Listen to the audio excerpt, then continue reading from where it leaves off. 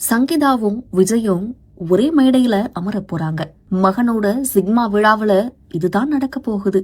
சங்கீதா, முதலமைச்சர் விஜய் இருவரும் சிக்மா விழாவில் பங்கேற்பது குறித்து மூத்த பத்திரிகையாளரான சேகுவரா கருத்து தெரிவிச்சிருக்காரு. பிள்ளைகளோட எதிர்காலத்துக்காக கணவன் மனைவி இருவரும் ஒன்றாக இணைய வேண்டும் என்பதுல நான் மிகவும் உறுதியாக இருக்கிறேனோ. இன்னைக்கு ஜேசன் சஞ்சய் யாருடைய உதவியும் தயவும் இல்லாமல் தனித்து நின்று சர்வதேச தரத்துல சிக்மா படத்தை உருவாக்கி இருக்கிறார்னோ. இந்த இளம் டைரக்டரின் சிறப்பான செயல்பாடுகள் ஆச்சரியத்தை தருவதாகவும் அவர் குறிப்பிட்டிருந்தார். இந்த ஆடியோ வெளியீட்டு விழாவில் விஜயும் அவரோட மனைவியுமான சங்கீதாவும் இணைந்து பங்கேற்றால் அது தொண்டர்களோட எதிர்பார்ப்பை பூர்த்தி செய்யும்னு அவர் குறிப்பிட்டிருந்தார். அவர் சொன்ன மாதிரி 2 பேருமே இணைந்து அந்த விழாவுக்கு வந்தா ரொம்பவே சந்தோஷமா தான் அமையும் அவங்களோட ரசிகர்களுக்கு.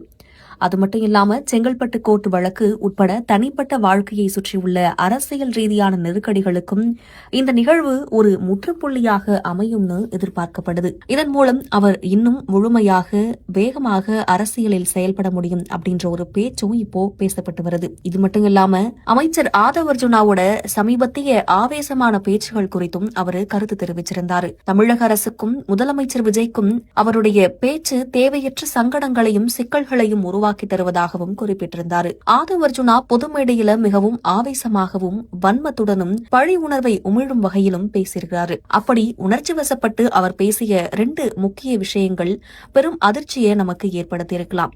முதலாவதா மேடையில நான் கணக்கு வழக்க தீர்ப்பேன்னோ பேசியிருந்தாரு. 2வதா கரூர் சம்பவத்தை அரங்கேற்றியதே காவல்துறைதான் அப்படின்னு குற்றம் சாட்டியும் பேசியிருந்தாரு. இப்படி மதிக்கத்தக்க ஒரு பொறுப்புல இருக்கிற ஒரு கணக்க தீர்க்காம விட மாட்டேன், இதுக்கு நீங்க தான் காரணம்னு பேசுறதெல்லாம் சரியான பேச்சு இல்லைன்னோ இதுக்கு சமூக வலைதளங்கள்ல பல பேர் கருத்துக்களை தெரிவிச்சுட்டு வந்தாங்க.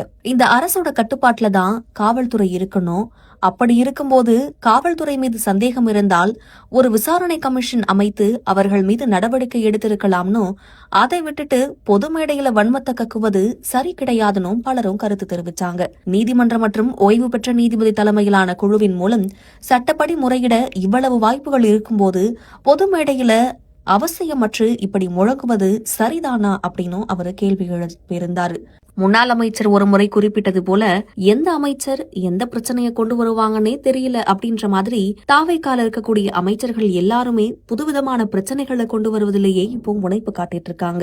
அரசியல் அனுபவம் தேவையா, இல்லை வேலையை மட்டும் சரியாக பார்க்க வேண்டுமா என்று அவர்களுக்கு அறிவு சொல்ல யாராவது ஒருவர் கண்டிப்பாக வேண்டும் என்றே கருத்துக்கள் பதிவிடப்பட்டு வருகின்றன. இது பத்தி உங்களோட கருத்து என்ன அப்படின்றதையும் கமெண்ட்ல சொல்லிட்டு போங்க.